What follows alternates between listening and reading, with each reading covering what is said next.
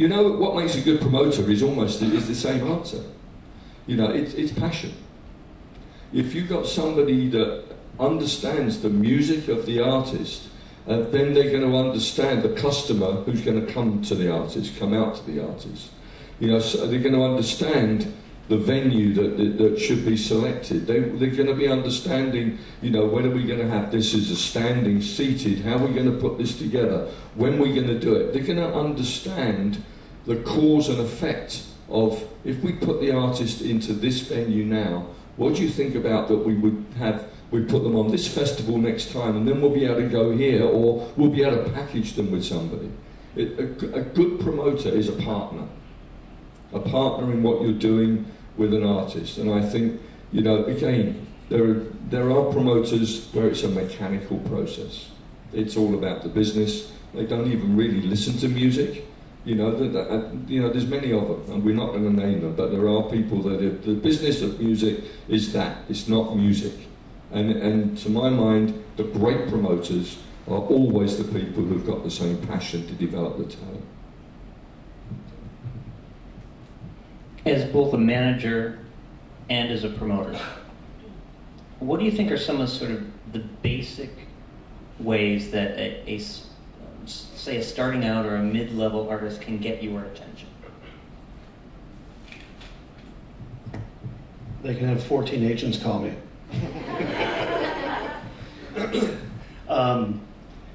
It's interesting. I'm not as immersed in new music as I used to be. I'm 50 years old. I'm not 20 years old. And I've always prided myself in staying current with what's going on in music and the next trend. And in terms of hiring, what I try to do is every couple of years get a new, really bright young person in the office that's perhaps attuned to a different musical scene than we already have in the mix in the office. I'm sure, Neil, you do the same thing. You have to, or else you just lose sight of it. So over the years, we hired, you know, young guys that were into the punk rock scene, young guys that were into the Nirvana grunge scene. You know, more recently, we hired a young woman who's a new media director, but very in tune to the indie scene that's current and what's happening right now. And we have a new client called Avi Buffalo, who's on Sub Pop and doing, you know, extremely well and getting a lot of notoriety that she found and has cultivated for us. So for me, it's the constant refreshing of my resources internally, and then my staff, using them as the filters to get my attention. Same basic question. Yeah, I mean, you know, it's all about, it just comes back to the same thing. It's what gets our attention in the end is, you know, for us, it's all about live. You know, that's what we're there for. We're agents. You know, there can be other reasons to represent some artists that are only going to be recording artists, and being a live act is not their passion. From our point of view, you know, we want to develop live talent. So always what's going to engage us is the live performance. So the first question. The first question is really about how does new media sort of impact what you do as a manager in developing an artist, and how also has it impacted sort of the fans that are coming to shows and the way you reach them? Got it. Right.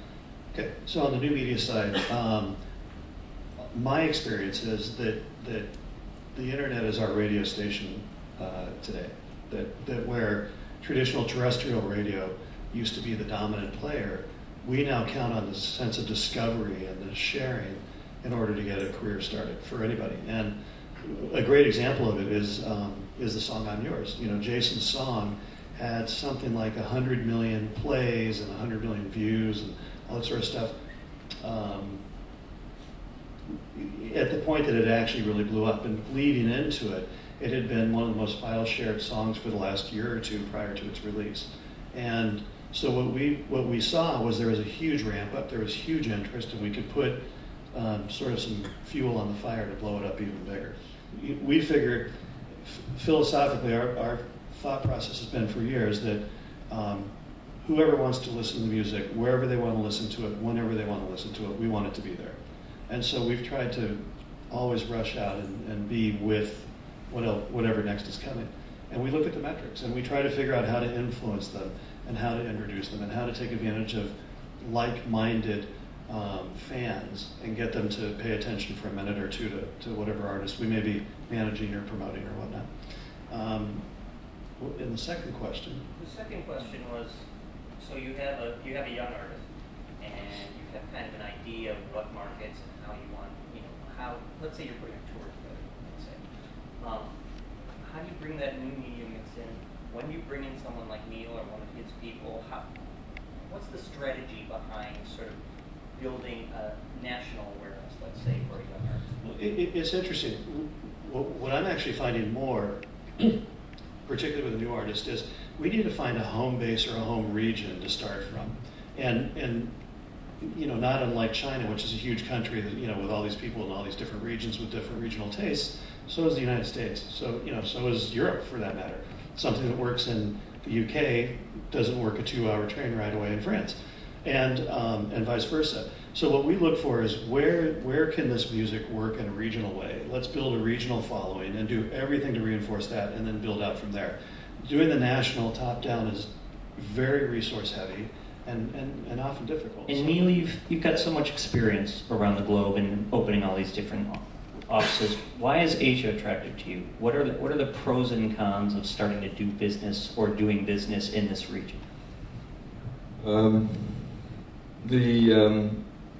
The cons to start off with is the as Bill said, it's the difference of every single market. I mean, there's difference in America, difference in Europe, but when you jump from Hong Kong to Singapore to Taipei to South Korea to mainland China and then down to India, every market is a different market. So the difficulties are coordinating and having everybody on the same page that you actually want to do this, and collectively you can make it worthwhile. As a touring situation, in terms of costs, it's very, very difficult, because essentially Hong Kong is one play, then 1 day off, and Singapore is 1 play and 2 days off, and South Korea 1 play, and so forth. You can't get a continuance of work because it's 1 play in each territory. So they're the things against. But the things for me are based on the fact that I believe that all of these markets are in development. I do believe that we can develop them. I do believe that we can have a good time. I do believe that there's young entrepreneurs that I'm starting to deal with now in each of these markets who love their music, love what they're doing, on two bases. One, that they love a lot of the international music that's happening now, and they're into that. And the other part, just as important to me, I believe that there's some absolutely fantastic artists that are coming out of all of these markets that we can develop internationally. And that's just as important to me, is to find artists here that we can take into the rest of the world.